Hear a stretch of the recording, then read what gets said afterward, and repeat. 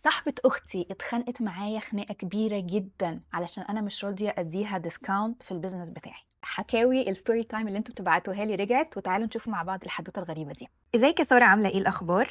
أنا عندي أخت صاحبتي دخلت تكلمني من فترة وعايزة إن هي تشتري مني شوية حاجات عندي في الbusiness بتاعي، وبعد كده طلبت مني بشكل واضح جدًا إن هي تاخد تخفيض.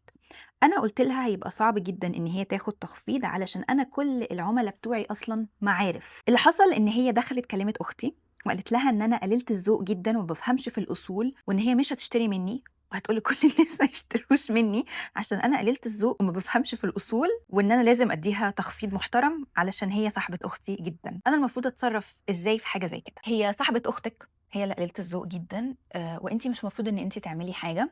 أختِك لازم تبقى فاهمة إن أنتِ عندِك أسعار محددة، والأسعار ديّة هي اللي أنتِ بتبيعي بيها لسببٍ ما.